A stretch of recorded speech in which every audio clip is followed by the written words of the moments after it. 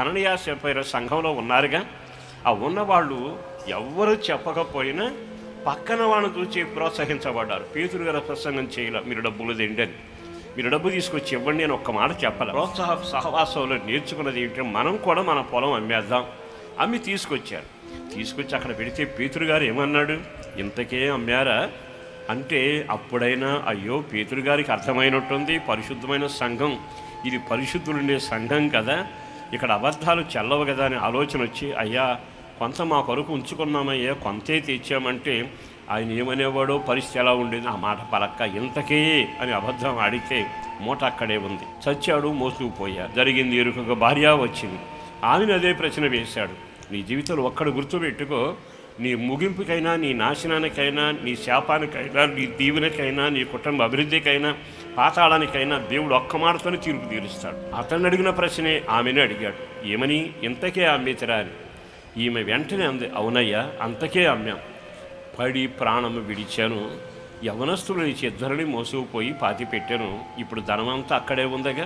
దేవుని ఎరగని వారి స్థలం ఇది, దేవుని ఎరగని వారి గతి ఇది. ప్రజలు నిన్ను తరుముతారు, జాగ్రత్త. వెలుగు కాస్త కనబడుతుంది, కొంతకాలానికి చీకటి అవుతుంది. ప్రజలు తరుముతారు, భూమి మీద ఉండకుండానే తరమబడిన గుంపులో నీ పేరు ఉంటుంది. నీ ఇష్టానుసారంగా నాలుక వంచావుగా, దాని ఫలితం మీరు అనుభవించబోతున్నారు. అరే ఏంటి ఇలా అయిపోయారు, ఈ కుటుంబం ఇలా అయిపోయిందేమిటి, వీళ్ళ సంఘం ఇలా అయిపోయిందేమిటి, ఈ పరిచయం ఇలా అయిపోయిందేమిటి, వాళ్ళ బ్రతికి ఇలా అయిపోయిందేమిటి, వాళ్ళకు ఆశ్చర్యం కలుగుతుందట. ఎందుకని, వీళ్ళు దేవుని ఎరిగినట్టు నటించారు, దేవుని మా దేవుడని చెప్పుకుంటూ వచ్చారు. ఇశ్రాయేలు దేవుడే దేవుడు అంటారు, కానీ బయలు బలిపీఠం ఉంటానే ఉంటుంది. యెహోవాయ మా దేవుడు అంటారు, బంగారు దూడ ఉంటానే ఉంటుంది. వాళ్ళ జీవితంలో మా సమస్తము యెహోవాకి అంటారు, దూపం యెహోవా పేరన బయలుకుని బంగారు దూడ కల్పిస్తుంటారు. ఎంత మాయ! ఈ రోజున వేషధారణ ప్రమాదకరం.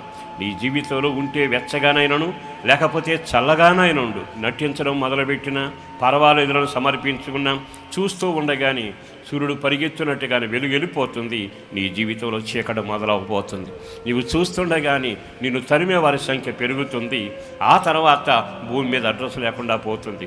ఇంకొంచెం ముందుకు వెళ్ళాక జరిగే చరిత్ర ఏమిటి తెలుసా?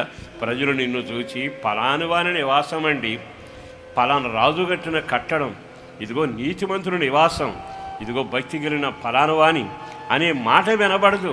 నిన్ను చూసిన వాడు ముక్కు మీద వేలేసుకుంటారట, ఆశ్చర్యపడతారట. ఇతడు భక్తుడే కదా, ఇతడు దేవుని ఎరిగినట్టు మన ముందు కనబడ్డాడు కదా, పాపం ఇట్టి స్థితి కలిగింది, ఇట్టి స్థితికి వెళ్ళిపోయారు.